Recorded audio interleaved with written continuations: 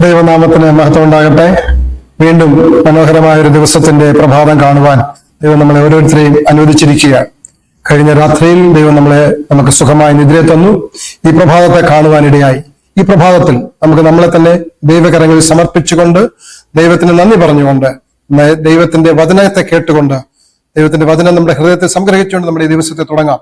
അതിനായിട്ട് നിങ്ങൾ ഏവരെയും ഇന്നത്തെ മോർണിംഗ് മന്നയിലേക്ക് ഹാർദമായി സ്വാഗതം ചെയ്യുകയാണ്. ഇന്ന് നമ്മൾ ചിന്തിക്കുന്നത് ദൈവത്തോടും മനുഷ്യരോടും സത്യസന്ധത എന്നുള്ളതാണ്.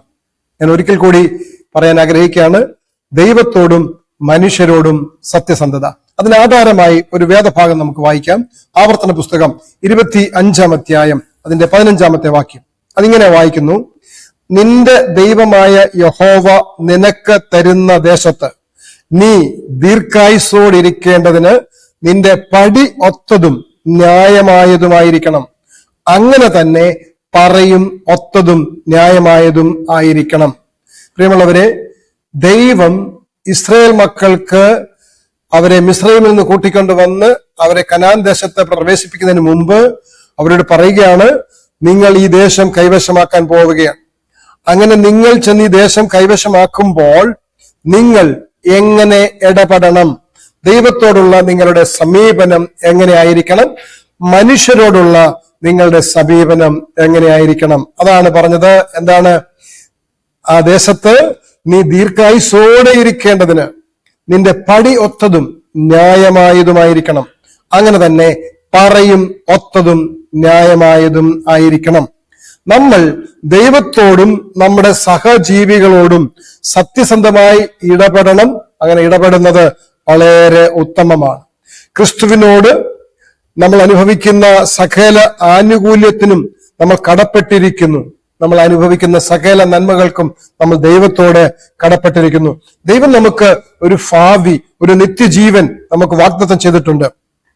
നമ്മൾ ക്രിസ്തുവിൽ ആശ്രയിച്ചുകൊണ്ട് ആ നിത്യജീവനെ പ്രത്യാശയോടെ കാണുന്നുവെങ്കിൽ നിശ്ചയമായും ദൈവം നമുക്ക് ആ പ്രതിഫലം തരുമ്പോൾ ദൈവത്തോട് നമ്മൾ ബഹുമാനമുള്ളവരായിരിക്കണം. ദൈവത്തോട് നമ്മൾ ബഹുമാനം കാട്ടാതിരിക്കുവാൻ നമുക്ക് അങ്ങനെയുള്ളപ്പോൾ ഒരിക്കലും കഴിയുകയുമില്ല. ദൈവത്തിലുള്ള നമ്മുടെ ആശ്രിതത്വം തിരിച്ചറിയുവാൻ നമുക്ക് കഴിഞ്ഞാൽ നമ്മൾ മറ്റുള്ളവരോടും എല്ലാറ്റിനുപരി ജീവിതത്തിന്റെ സകല അനുഗ്രഹങ്ങളും ലഭ്യമാക്കുന്ന ദൈവത്തോടും സത്യസന്ധരായിരിക്കുവാൻ നമുക്ക് കഴിയും. അല്ലെങ്കിൽ നമ്മൾ അതിന് നിർബന്ധിതരാവുകയും ചെയ്യും. ദൈവത്തെക്കുറിച്ചുള്ള നമ്മൾ ദൈവത്തിലാണ് പൂർണ്ണ ആശ്രയം വെക്കുന്നത് എന്ന് നമ്മൾ തിരിച്ചറിയുമ്പോഴാണ് മനുഷ്യരോടും ദൈവത്തോടും ദൈവമാണ് നമുക്ക് സകലതും തരുന്നത് എന്നുള്ളതായ ആ ബോധ്യത്തോടു കൂടി നമ്മൾ ഇടപെടുന്നത്. അങ്ങനെയുള്ളപ്പോൾ ദൈവത്തിന് കൊടുക്കാനുള്ളത് അത് ദൈവത്തിൻ്റെതാണ്. നമ്മളത് അപഹരിക്കുകയില്ല. അത് നമ്മൾ ദൈവത്തിന് കൊടുക്കും. പ്രത്യേകിച്ച് ദശാംശത്തിന്റെയും കാണിക്കയുടെയും കാര്യത്തിൽ വരുമ്പോഴും നമ്മൾ ദൈവം പറഞ്ഞിരിക്കുന്ന ആജ്ഞകളെ തള്ളിക്കളയാതെ അത് ദൈവത്തിന് കൊടുക്കാനുള്ളതാണ്. പക്ഷേ മനുഷ്യൻ പലപ്പോഴും അങ്ങനെ ചെയ്യുന്നില്ല എന്ന് ദൈവത്തിന്റെ വചനം നമ്മളെ ഓർമ്മിപ്പിക്കുന്നു. അതുകൊണ്ടാണ് ദൈവത്തിന്റെ വചനം പറയുന്നത്, നിങ്ങൾ എന്ത് ചെയ്യുന്നു? ദൈവത്തെ കൊള്ളയടിക്കുന്നതായി ദൈവത്തിന്റെ തിരുവചനം നമ്മളെ ഓർമ്മിപ്പിക്കുകയാണ്. നമ്മൾ ദൈവത്തോടോ മനുഷ്യരോടോ അവിശ്വസ്തരായിരിക്കുമ്പോൾ നമുക്ക് ജീവിതത്തിൽ യഥാർത്ഥമായ ഒരു അഭിവൃദ്ധി പ്രാപിക്കാൻ കഴിയുകയില്ല. കാരണം കർത്താവ് നമ്മെ തന്റെ വിലയേറിയ രക്തം കൊണ്ട് വിലയ്ക്ക് വാങ്ങിയതാണ് എന്ന് നമ്മൾ മനസ്സിലാക്കണം. ആ കർത്താവിന്റെ കരുണയും കൃപയും നിമിത്തമാണ് നമുക്ക് നിത്യരക്ഷയുടെ വലിയ ദാനം പ്രതീക്ഷിക്കാൻ കഴിയുന്നത്. ന്യായമായി ഇടപെടുവാനും കരുണയെ സ്നേഹിക്കുവാനും ദൈവത്തിന് മുമ്പാകെ താഴ്മയോടെ നടക്കുവാനുമായി നാം കൂട്ടിച്ചേർക്കപ്പെട്ടിരിക്കുന്നു എന്നത് നമ്മൾ ഒരിക്കലും വിസ്മരിച്ച് കളയരുത്.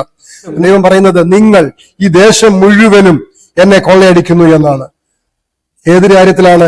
മറ്റു മനുഷ്യരോടും ദൈവത്തോടും നമ്മൾ അന്യായമായി ഇടപെടുമ്പോഴും നാം ദൈവത്തിന്റെ അധികാരത്തെ നിന്ദിക്കുകയും ക്രിസ്തു നമ്മെ തന്റെ രക്തത്താൽ വിലയ്ക്ക് വാങ്ങിയിരിക്കുന്നു എന്ന വസ്തുതയെ അവഗണിക്കുകയും ചെയ്യുമ്പോൾ നമ്മൾ ദൈവത്തെ കൊള്ളയിടുന്നു എന്നാണ് ദൈവം പറയുന്നത്. ഒരുപക്ഷെ ലോകത്തിൽ അനേകരും വിചാരിക്കുന്നത്, ഇന്നത്തെ ഈ ലോകത്തിന്റെ വ്യാപാര പദ്ധതിയിൽ ഏർപ്പെട്ടിരിക്കുമ്പോൾ ദൈവം ധനം തരുന്തോറും അത് നമ്മുടെ സ്വന്തമാണെന്ന് വിചാരിച്ചുകൊണ്ട് നമ്മൾക്ക് തോന്നിയതുപോലെ അതിനെ ഉപയോഗിക്കുന്നതിനെ ദൈവം നമ്മളത് കൊള്ളയടിക്കുന്നു എന്നാണ് ദൈവം പറയുന്നത്. അവരവർക്ക് ബോധിച്ചതുപോലെ ഉപയോഗിക്കാനല്ല ദൈവം നമുക്ക് സമ്പത്ത് തരുന്നത്.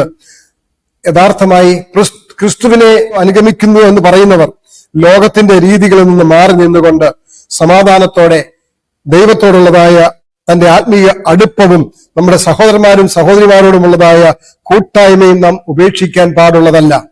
ദൈവം തന്റെ സ്വന്തമെന്ന് അവകാശപ്പെടുന്നതിനെ ദൈവത്തിനെ അർപ്പിക്കുവാൻ നാം പരാജയപ്പെടുമ്പോൾ നമ്മളിൽ ലോകത്തെ പോലെ ദൈവത്തെ കൊള്ളയടിക്കുന്നവരായി മാറിപ്പോകും. ദൈവം നമ്മളെ ഏൽപ്പിച്ചിരിക്കുന്ന മൂലധനം കൊണ്ട് നമ്മൾ വ്യാപാരം ചെയ്യുകയാണെന്ന് നമ്മൾ മറന്നു പോകരുത്.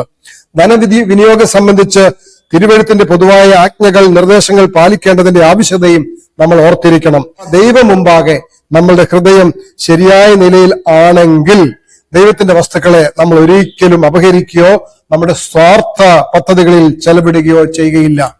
അതുകൊണ്ട് പ്രിയമുള്ളവരെ, നമ്മൾ മനസ്സിലാക്കേണ്ട ഒരു കാര്യം, ദൈവത്തെ നമ്മൾ സ്നേഹിക്കുന്നു, ദൈവത്തെ നമ്മൾ പിന്തുടരുന്നു എന്ന് പറയുമ്പോൾ ദൈവം നമുക്ക് തരുന്നതാണ് സകല നന്മകളും. അതിന്റെ ഉറവിടമെല്ലാം ദൈവത്തിൽ നിന്നാണ്. അത് ദൈവത്തിന് തിരികെ കൊടുക്കാനുള്ളത് ദൈവത്തിന് തിരികെ കൊടുക്കണം. അത് ധനത്തിന്റെ കാര്യത്തിൽ മാത്രമല്ല, ദൈവത്തോട് നമ്മൾ പൂർണ്ണ ആശ്രയം വിധേയത്വമുള്ളവരാകുമ്പോൾ നമ്മൾ ദൈവത്തിന്റെ സ്നേഹത്തെയും കരുണയും മനസ്സിലാക്കി ദൈവത്തിന് കൊടുക്കാനുള്ളതെല്ലാം, നമ്മുടെ സമയവും നമ്മളെയും നമ്മുടെ സമ്പത്തും ഒക്കെ ദൈവവേലയ്ക്കായി സമർപ്പിക്കപ്പെടുക മാത്രമല്ല ചെയ്യുക, നമ്മളുടെ സമസൃഷ്ടങ്ങളോട്, സഹോദരി സഹോദരന്മാരോടും നമ്മൾ ആ കരുണയോടെ സ്നേഹത്തോടെ ഇടപെടുകയും ന്യായമായി അവരുമായി ഇടപാടുകൾ നടത്തുകയും ചെയ്യും. അങ്ങനെ ആയിരിക്കണം നിത്യജീവനെ കാക്ഷിക്കുന്ന, ക്രിസ്തുവിന്റെ രക്തത്താൽ വിലയ്ക്ക് വാങ്ങപ്പെട്ട ക്രിസ്തുവിന്റെ അനുഗാമികൾ എന്ന് പറയുന്നവർ ചെയ്യേണ്ടത്. അല്ലാതെ ലോകരെ പോലെ ധനം നമ്മുടെ സ്വന്തം ആവശ്യത്തിന് ഉപയോഗിക്കാനുള്ളതാണെന്ന് വിചാരിച്ച് ഉപയോഗിക്കുമ്പോൾ ദൈവം പറയുന്നത് നമ്മൾ ദൈവത്തെ കൊള്ളയടിക്കുന്നു എന്നാണ്. നമുക്ക് അങ്ങനെ ദൈവത്തെ കൊള്ളയടിക്കുന്നവരായി തീരാതെ ദൈവത്തിന്റെ യഥാർത്ഥ മക്കളായി ദൈവത്തോടും മനുഷ്യരോടും സത്യസന്ധത പുലർത്തിക്കൊണ്ട് ദൈവം നമുക്ക് വാഗ്ദത്തം ചെയ്തിരിക്കുന്ന ആ നിത്യരാജ്യം അവകാശമാക്കുവാൻ ദൈവം നമ്മളെ ഓരോരുത്തരെയും ഇടയാക്കട്ടെ എന്ന് പ്രാർത്ഥിക്കുന്നു. നമുക്ക് ഒരുമിച്ച് പ്രാർത്ഥിക്കാം.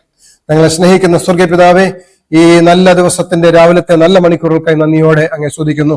ഈ പ്രഭാതത്തിൽ കർത്താവെ, അവിടുന്ന് ഞങ്ങളെ കേൾപ്പിച്ച നല്ല വചനത്തിനായി നന്ദി പറയുന്നു.